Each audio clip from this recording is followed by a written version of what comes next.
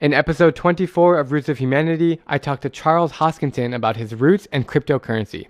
As a serial entrepreneur, Charles was a co-founder of the Ethereum blockchain platform, as well as Cardano and the blockchain engineering company Input Output Global Inc. What was it like to be at the center of the early days of Bitcoin? Why is it that so many people in the crypto world are fond of traveling? At 72 countries visited, Charles is catching up to me quickly. He shares his collection of Babylonian tablets, and we talk about Vietnam, Japan, the Philippines, and Hawaii, where Charles was born. So if you grew up in the 80s and 90s in Maui, it's like growing up in the 60s and 70s, elsewhere. Tune in to hear about his inspirational melting pot roots, from Nazi-fighting ancestors in Norway to southern Italy, and their eventual immigration to New York and Montana. And of course, get some amazing insider information on the creation of Ethereum and Cardano. Thanks for tuning in, and let's get into it. Charles, what's going on, man? It's good to see you, Drew. How you been? I've been good. We met briefly, a few months ago in Austin at Consensus, yeah. At Consensus. Yeah, I recall. It was a lot of fun seeing you there, and I think you're the only person I've met who's been to more countries than me. That is what you told me. How many have you been to? Well over 100, like 150 or something? No, 72. 72, sorry, my memory. That's still pretty good, though. I mean, I imagine you'll get to 150 pretty soon if you keep traveling. Yeah. It's been an interesting 8 years. The cryptocurrency space has turned me into quite the world traveler. In fact, I just got back from Mongolia, Italy, Greece, Spain, and Canada, all in a 3-week period. That's awesome. I'm heading to Greece next week. Where were you in Greece? Just Athens this time. I've been all around Greece, though, and I've been to the islands. But Athens is a lot of fun. Get to go see the Acropolis and spend some time at the Parthenon, go see the Temple of the Muses, these types of things. Absolutely. I'll be doing that with my wife in just a couple of days. Where did you go in Mongolia? So I've been in Mongolia many times. This time around, I was in Ulaanbaatar, the capital, and then I went south to the Gobi Desert, and I saw the Flaming Cliffs for the first time, which was a really cool area. And then after the Flaming Cliffs, I went over to Uji, which is in the west side of the country, and that's where the Kazakh eagle hunters live. And I spent some time there hanging out with them and in a ger and doing that whole thing, which was crazy because, the desert's really hot, and then you go to the mountains, and it's really cold and wet and schmarmy, and it's like, wow, this is, I didn't properly pack for this trip. Mongolia is a country that you could spend a year in, and you could still not even see a fourth of the country. It's just like, it's huge and has every climate, so many different cultures, languages. It's just one of those, it's kind of like Iran. I spent a lot of time in Iran and India. Both of those countries, it's like, anytime you just change a province, everything's different. So that's really cool. So I've always wanted to go to Iran, because I wanted to see the yakhchals, those little things they have to make ice. So what was your experience like dealing with the old Persian Empire?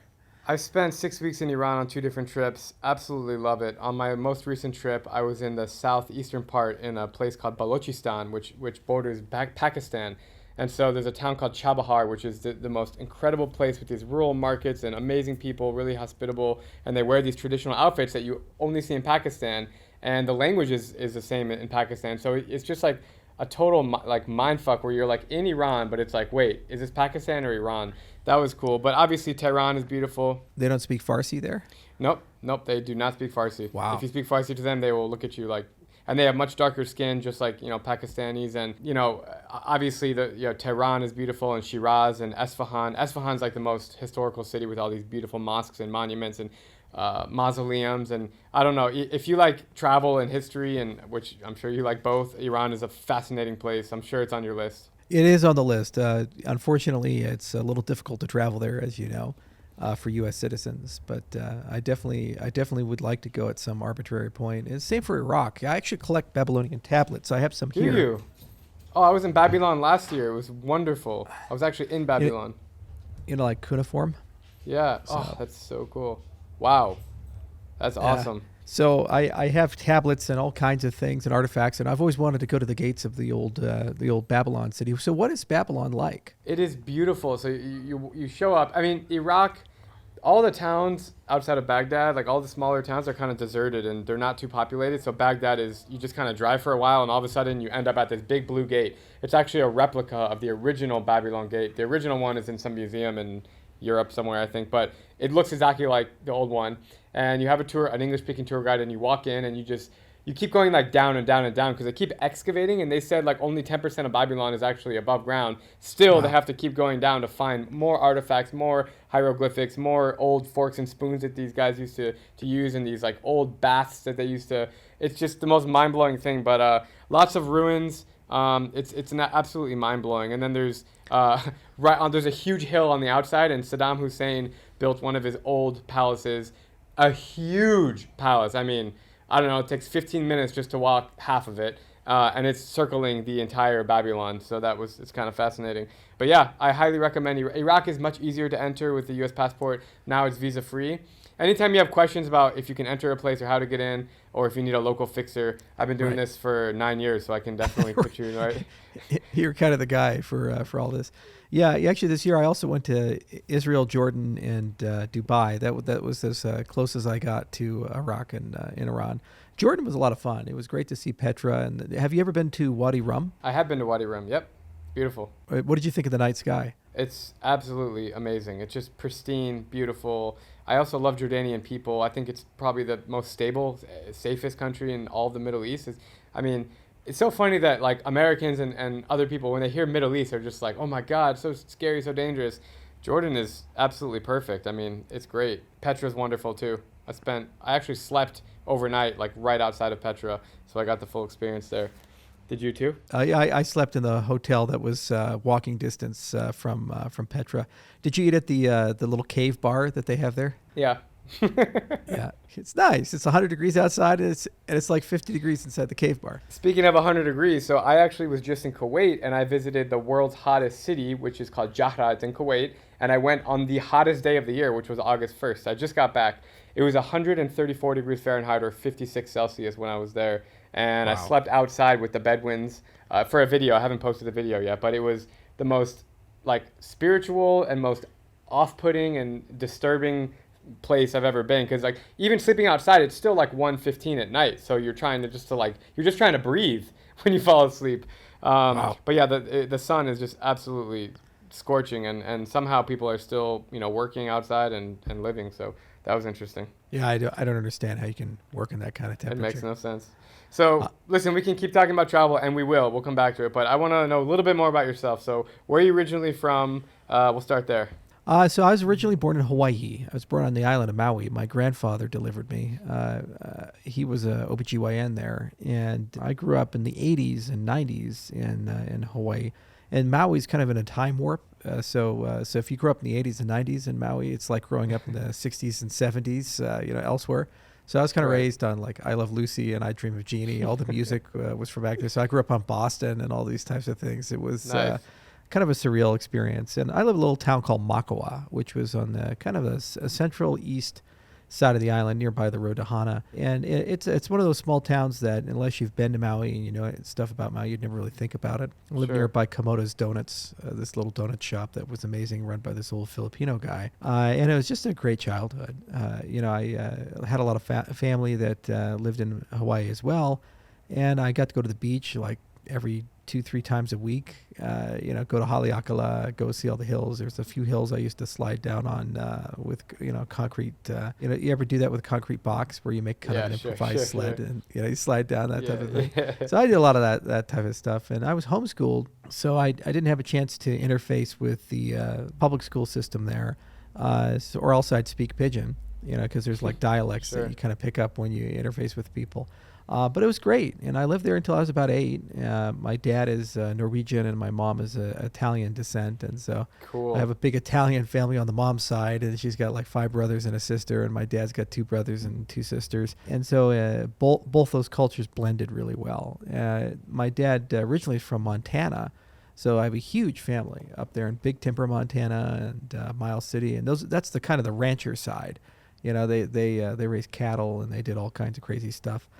So every now and then, as a kid, I would go and spend some summer times up at my grandfather's ranch in Big Timber, and it was a heck of a juxtaposition to go from an island living to like the middle of Montana, where one Yeah. town is as large as by land Sure. mass as the entire island of Maui, which is just crazy. And then in my teens, I moved to Colorado, and I kind of grew up there. And my formative years were in Colorado in the Broomfield area. And it was a lot of fun to enjoy Broomfield and spend time there.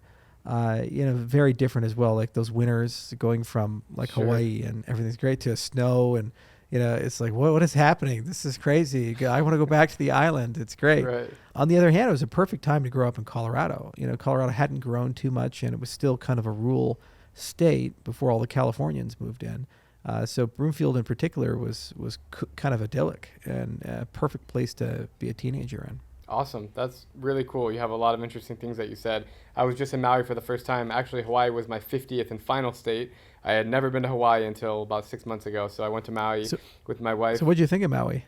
I loved it. We stayed in Wailea. I'm a huge golfer. I grew up in Arizona playing golf my whole life, competitive golf, so I played Kapalua, where the pros play, and went around. I actually spent I think it was there for my birthday. Yeah, it was there for my birthday in May. So that was not 6 months ago. It was like, I don't know, 4 months ago. Loved it. I loved it. There's nothing to not like about Maui. It's one of the most beautiful places in the world. I mean, it's almost too perfect. Like, I like a little rough around the edges, I want some like street food and things going outside, but it's a little like everything closes at 4. I was upset about that. I was like, what's going on? Why is everyone going to bed so early?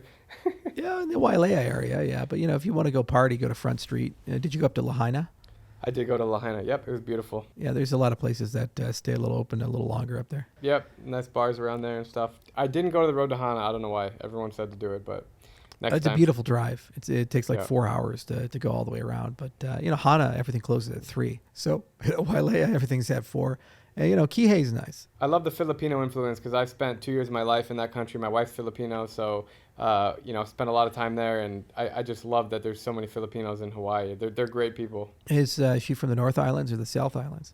She's from the eastern part, actually, called Legazpi, which is maybe 5th or 6th biggest city in the country. She's from a smaller town outside of that city. It's in the Bicol region. Have you been to the Philippines? Do they speak Visayan or Tagalog? No, so she speaks Bicolana, which is her mother tongue, which is a different dialect. But it's Tagalog. It's not in the Visayas region. It's in the Tagalog region. But okay.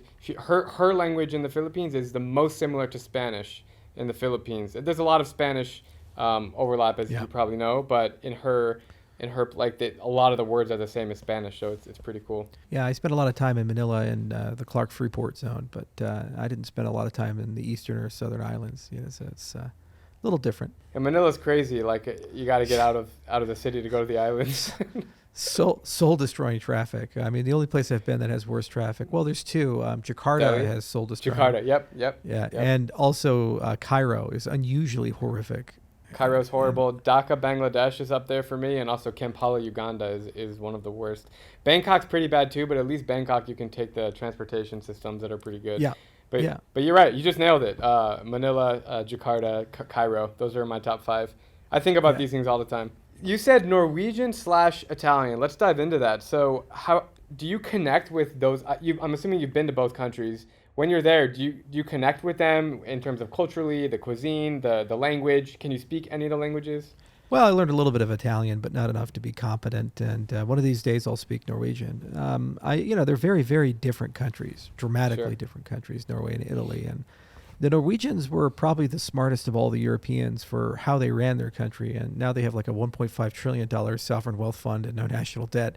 So effectively, Norway's retired. The country's set for life, and they can do whatever the hell they want to do. So you have phenomenal infrastructure there, and you just have a lot of natural beauty in Norway, and it has a very small population relative to the landmass that they occupy. So those fjords are just incredible. And I love Tromsø if you've ever been up north and chased the northern lights. And did you hang out with when you were up there? Did you hang out with the Sami people? I don't recall that. No. Those are the reindeer herders, like the indigenous people up north. I did not do that. I actually went to Svalbard from there, so I didn't. I just stayed like overnight for a night. I didn't really get to do much in Tromsø, but Svalbard was great. Svalbard is very good. Yeah. So one of the cool things, you can do dog sledding and reindeer sledding, and then you go out and hang out with the Sami people, and they kind of take you around and show you cool places, and then you chase the aurora borealis. It's a good tourist trap for like 3 to 4 days. And the other thing is they have the farthest north university in the entire world is in Tromsø, and they have that beautiful church that has the really steep. So I really enjoy that. Oslo is a lot of fun too. But every part of Norway has some tradition or history, and find that in most Scandinavian countries. But Norway, in my view, is kind of the most attuned with nature, and the people there are quite special. My family, they were all sheep herders, and Cool. Norway has this great tradition of the warrior sheep herder. So they go and just farm, and then when a war comes, they all kill a bunch of people, and then they go back to sheep herding. And that's what my ancestors did when the Nazis invaded. They just hid in ice caves and killed Nazis for a few years, and then when the Nazis left, they went back to sheep herding and never talked about it again.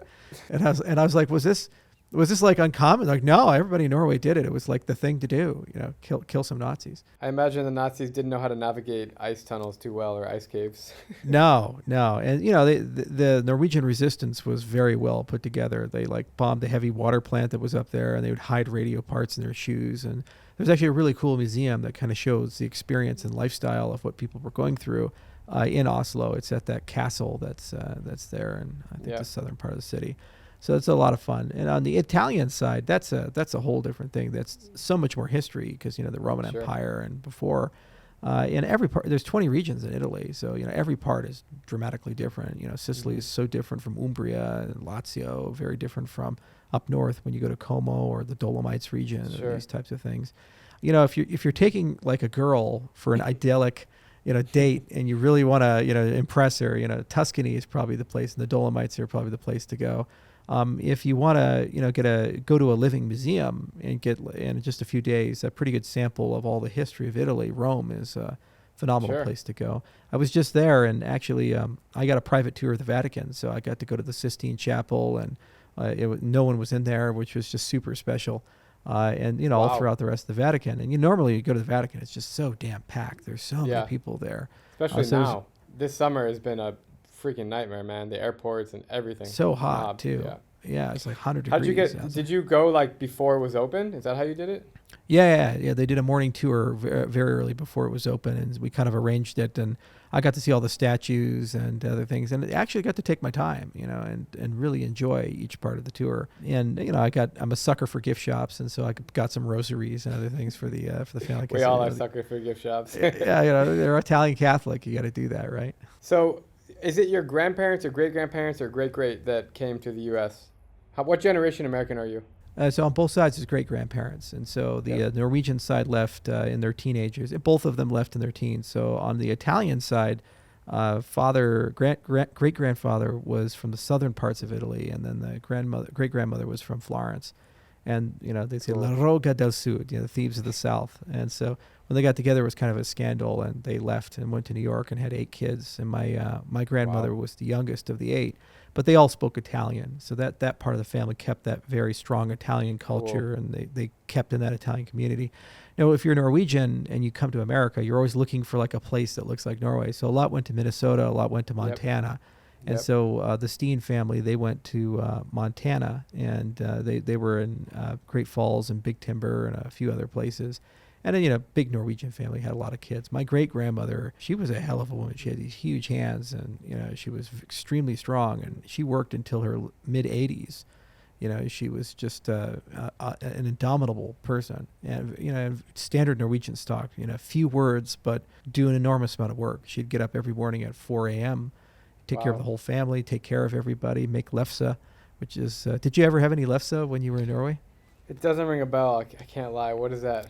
It's like a sweet bread, and it's just absolutely delicious. It's a pastry that the Norwegians make, but my great-grandmother would make it and put it in this glass jar, and she says, you only get one a day. And I was like, okay. So I tried to sneak a second one, and she'd catch me and hit my hands with a wooden thing. That's really cool, man. Thanks for sharing that. I also, my great-grandparents on both sides came from Europe. Like, we're all Jewish, right? So they came from Lithuania, present-day Belarus, and Austria.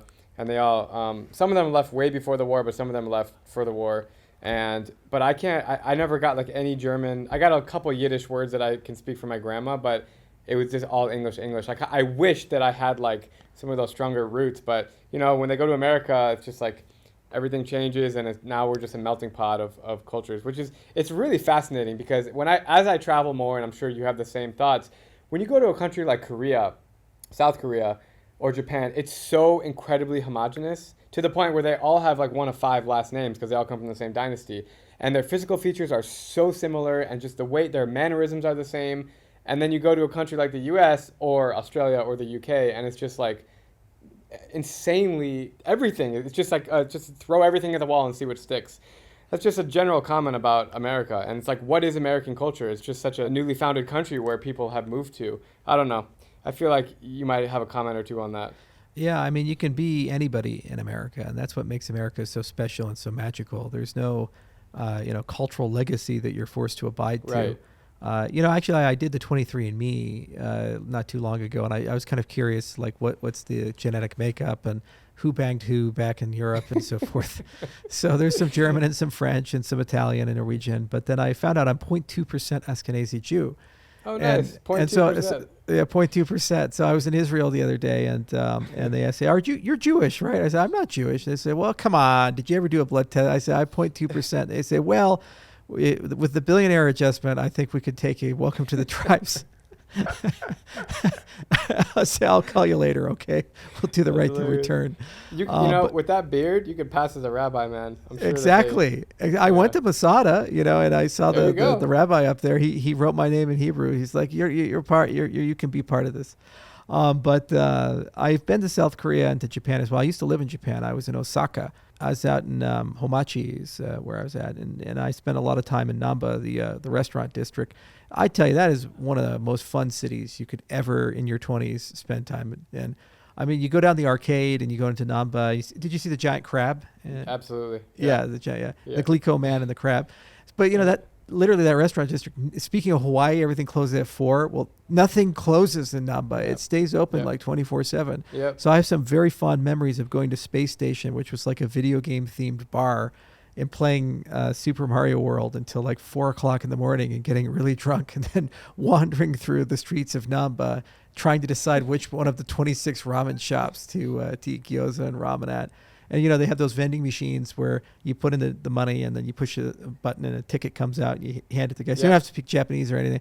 So I kind of memorized all of the kanji for pork and the different types of ramen. So I could order the teriyaki ramen versus other ramens, the soy ramen and so forth.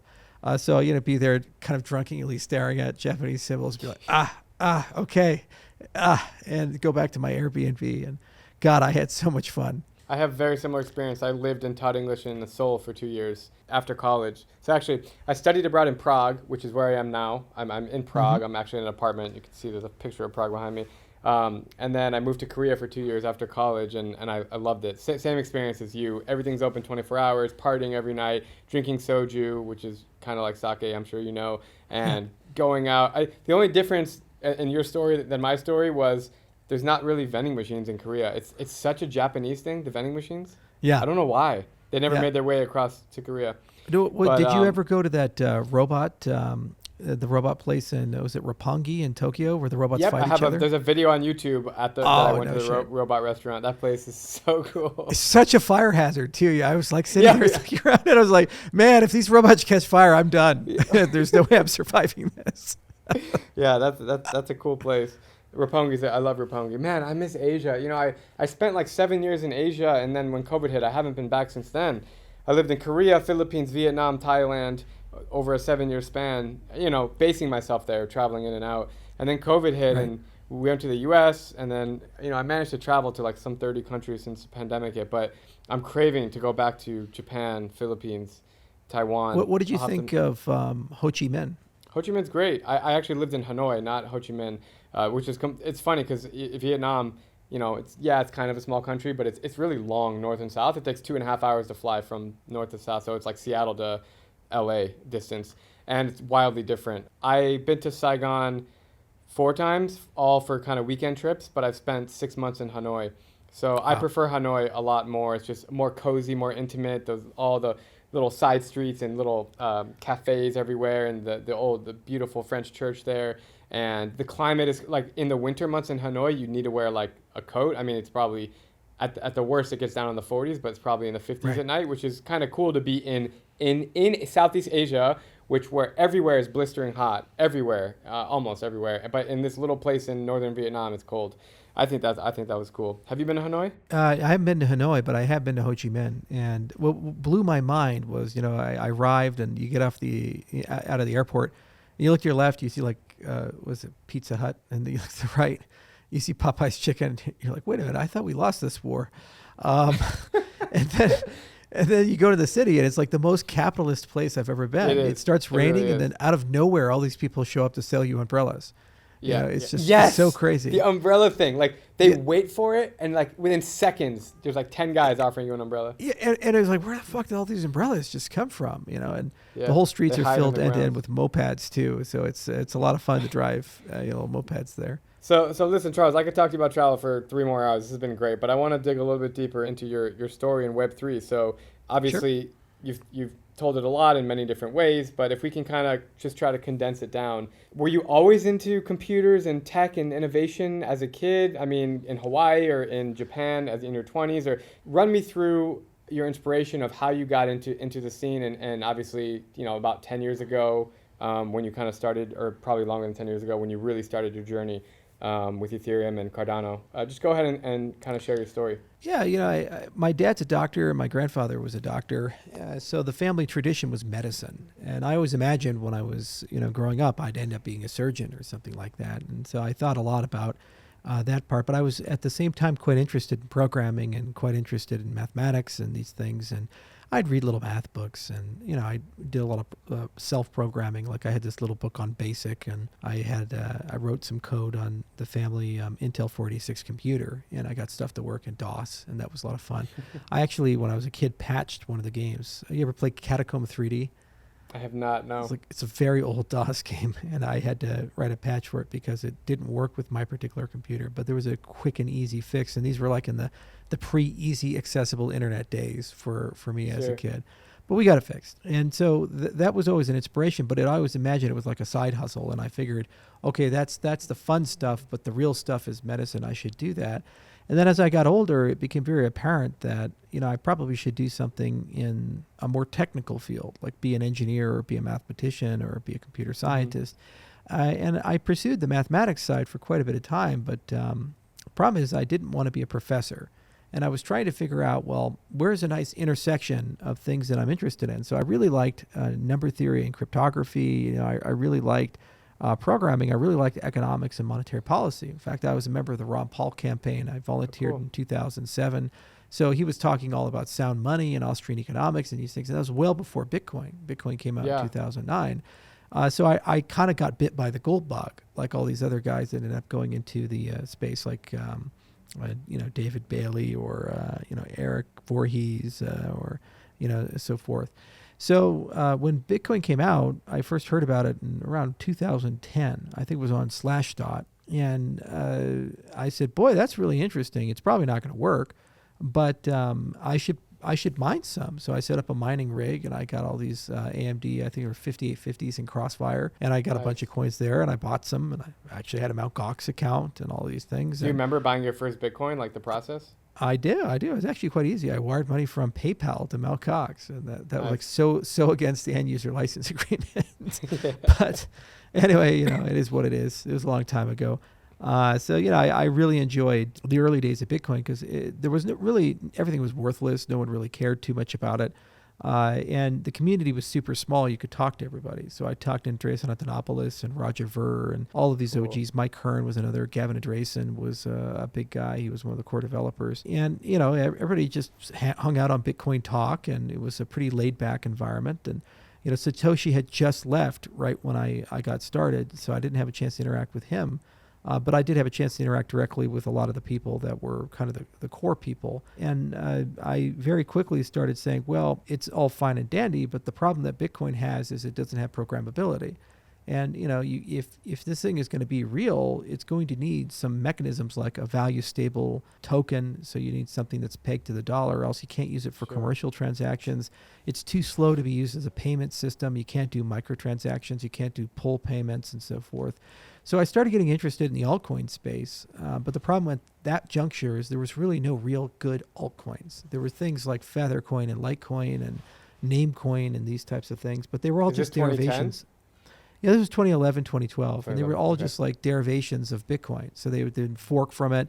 They have their own monetary policy, these types of things. But at the end of the day, it's still proof of work. Although there was a very innovative coin that was well ahead of its time. It was called Peercoin, Peer coin, and it was a hybrid proof of work, proof of stake. And it was made by an anonymous developer. And they say, oh, we're the green coin. Now, the consensus algorithm didn't really work very well, but it was really the first time somebody had done something markedly and materially different from Bitcoin.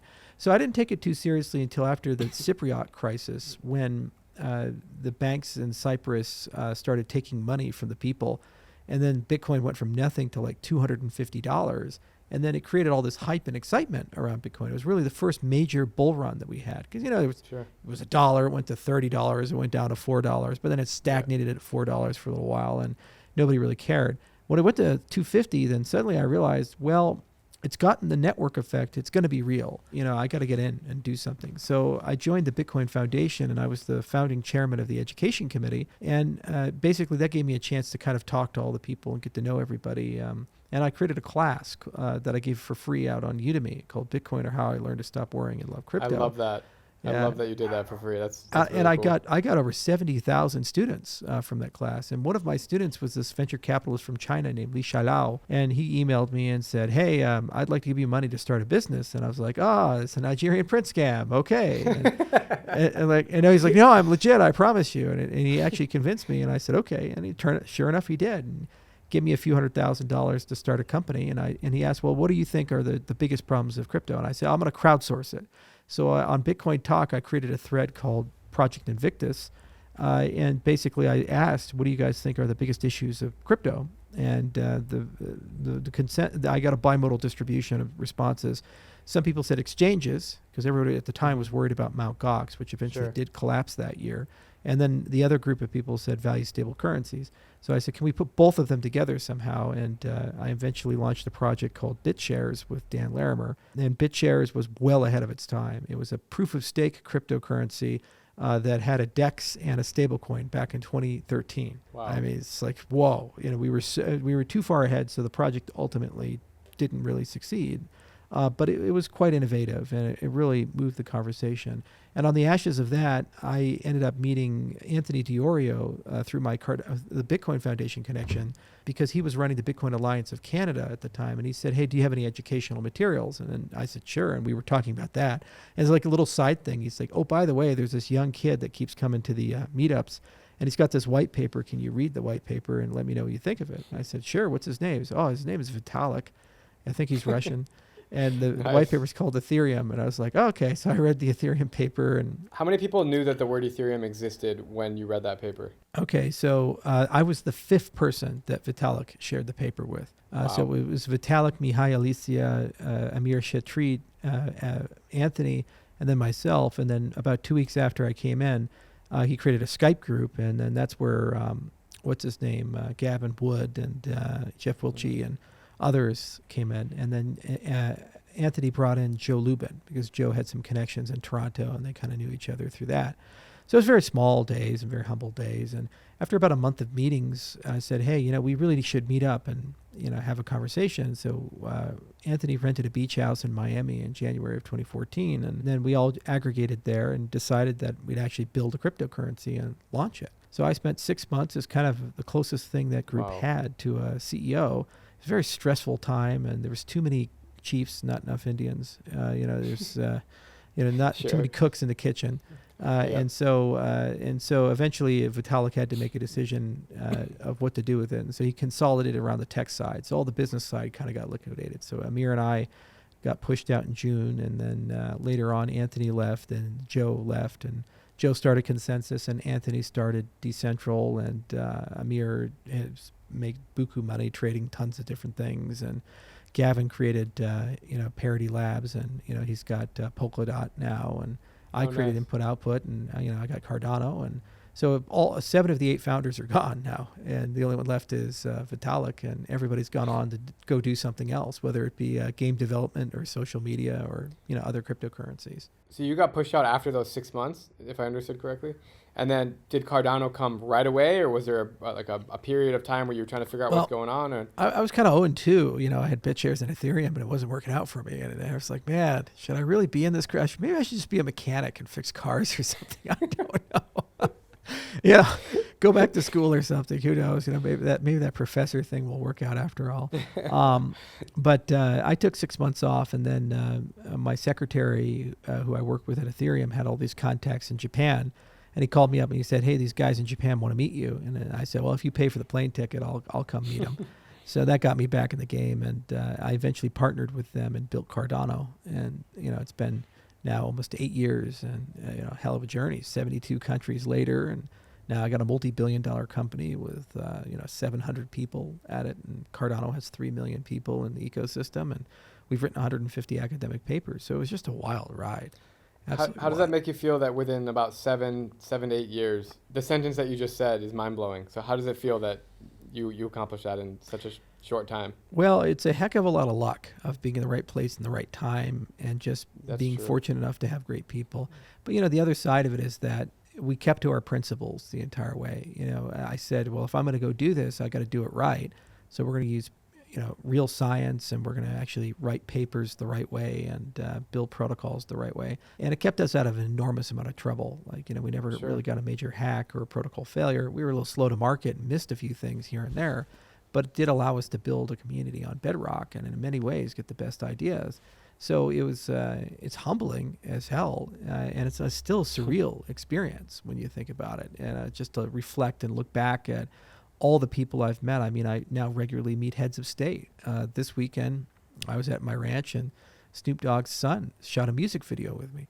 Really? I mean, champ. It's just like, okay, I guess this is life now, And I just do some of the craziest things on a regular basis, and it's still somehow surreal. It doesn't feel real. It feels like a long, long dream upon which I can't wake up from. On the other hand, the responsibility of having millions of people believe in you, like running into people that have tattooed their face on their body, my face on their body. It's nuts. It's absolutely nuts. That's wild, man. Or the logo, or they've named their kids after Ada, or these things. Then you say, okay, well, the hopes and dreams of all these people are in some way connected to whether I work hard and I do a good job. And that's a new experience. You're not prepared for that as a person. There's no school you go to that says, okay, now you're ready. I mean, I even have a picture of like the tattoo. Wow. Isn't that just messed up? That's just freaking mind-blowing, man. So you see these kinds of things, and they send them to you, and they're like, yeah, what do you think? You're like, okay. Dude, that's on you forever, bro. I know. I was like, I hope I don't fuck up, man. Serial killer Charles is the next headline. I'm just kidding. Yeah, exactly, right? Yeah, I mean, I can kind of, on a different level, I can relate in terms of like acknowledgeability, because I've had over 6 billion views on my videos on YouTube, and I've got a community of 11 million followers. So everywhere I go in the streets, people are like, oh my God, like I came to Prague because of your video, and I went to this bar because you loved it, and thank you for recommending it. And it's still, every time that happens, I'm just like, I don't know what to say. I'm like, thank you. Like I've just been creating content for 7 years and throwing it on the internet. And obviously as time goes on, you get better and better at telling stories. And it's such a strange feeling. I still feel like it's a dream. Yeah, it's a surreal experience. Fame is so hard to be recognized. You go place after place, and people know who you are, and you don't know who they are, and it's instantly a strange dynamic. Even in places like Yemen, where I was a year and a half ago, or right before COVID, 2 years ago, and this little kid comes running on the street. He's like, "Oh my God, I love your videos!" And I didn't find an internet connection the whole time in Yemen, so I'm thinking, and phone signals don't really work, so I'm like, how, like. Where did he? So yeah, it's mind blowing. That's crazy. So are you still innovating, and are you still like? I mean, I know the answer to that is yes, but how much in the grind are you these days, or what does a typical day in the life of Charles look like?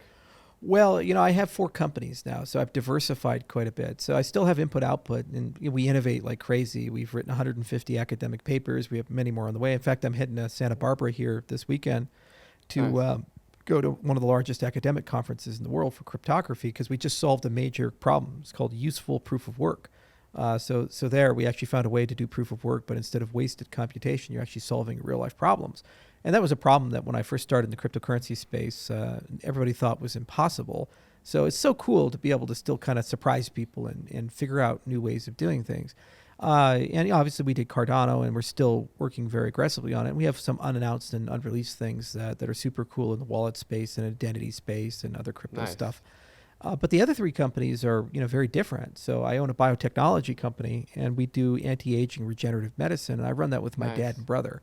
So I finally got to work with my dad and brother, and they're both doctors, and so it's a very different industry. And we're starting on the health and wellness side, so we've been building a clinic now for a little while. In fact, I even have a picture of it. I was actually just going over architectural diagrams, and this is what the outside looks like. Beautiful. Where is that? It's going to be in Gillette, Wyoming, and the Great. Health and Wellness Center is going to do everything from hyperbaric medicine to genomic medicine.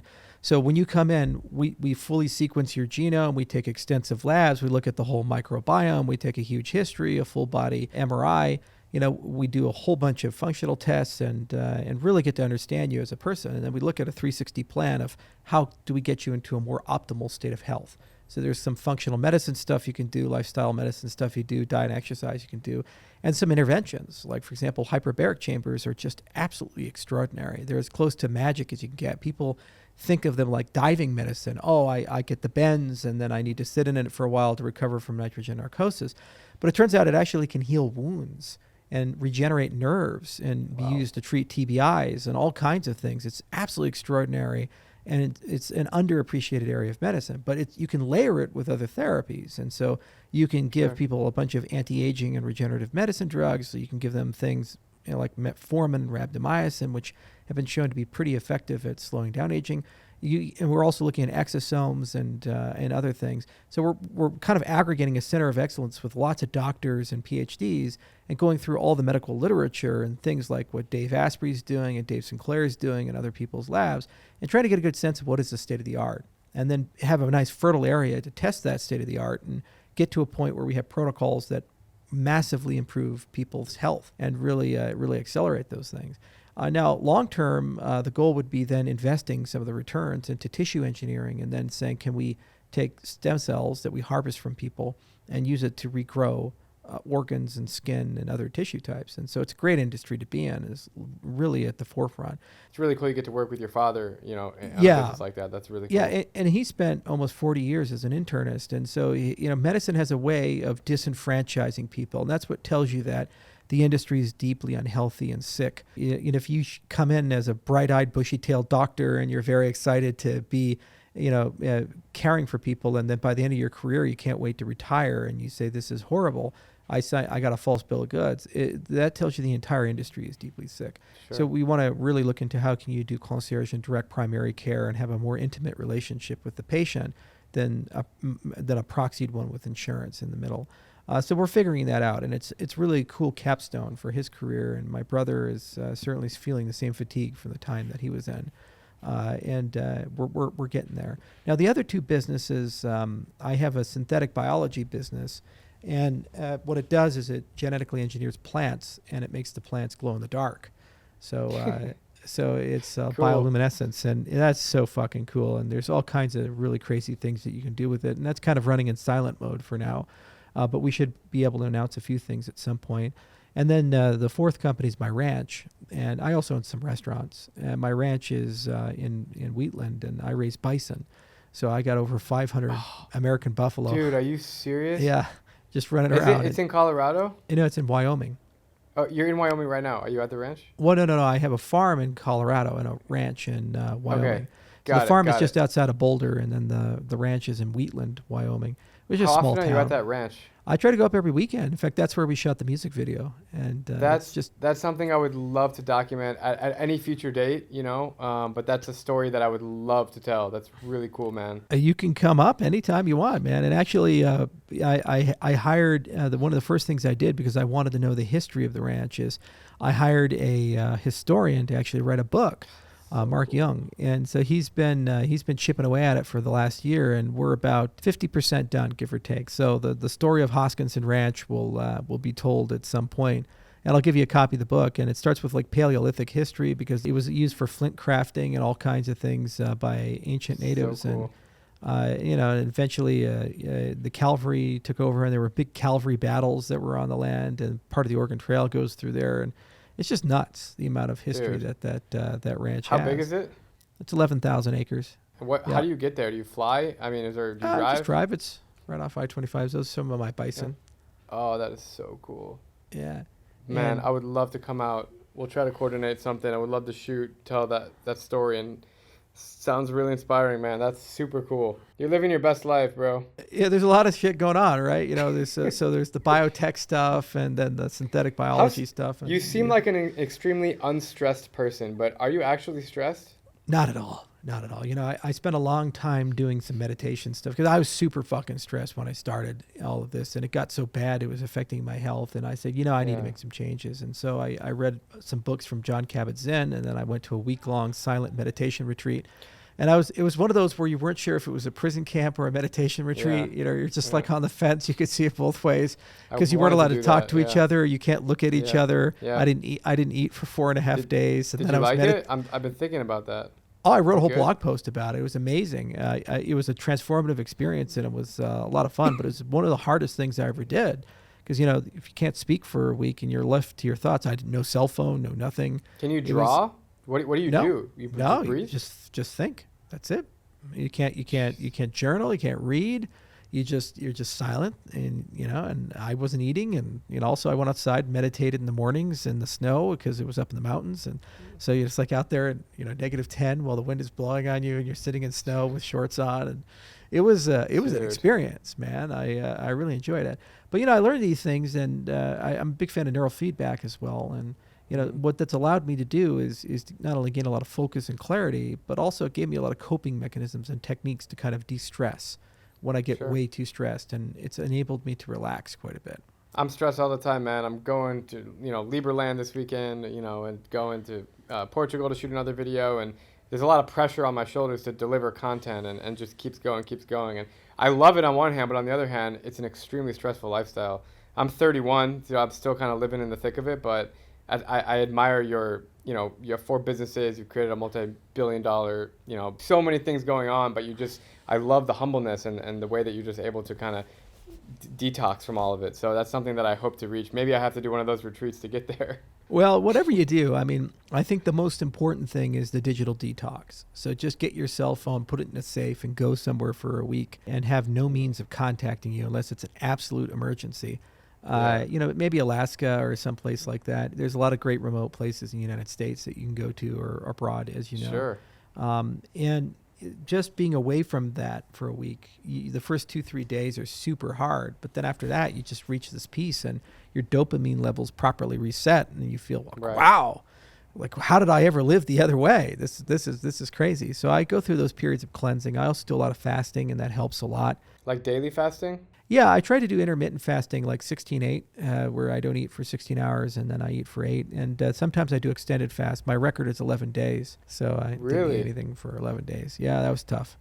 Just because you thought it would be a cool experience, or? Yeah, well, it helps. It's a complete reset. It helps reset your microbiome. It heals your gut. So all the things that irritate it takes about 2 weeks to heal up. You purge a lot of toxins inside the body, and it's tough, though. You have to be careful for refeeding syndrome, and you have to make sure that you drink plenty of water during that time period. You just drink water and nothing else for 11 days. Yeah, water and fasting salts. What does that mean?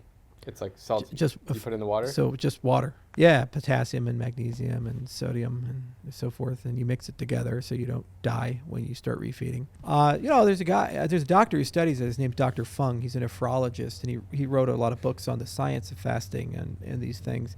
But the long and the short is, your body can do this, and it's designed to fast because, we evolved where food was scarce, and so we have times where you can eat a lot and it would store fat, and other times you go weeks without stable food. So humans can easily survive this, but you have to be a little careful metabolically.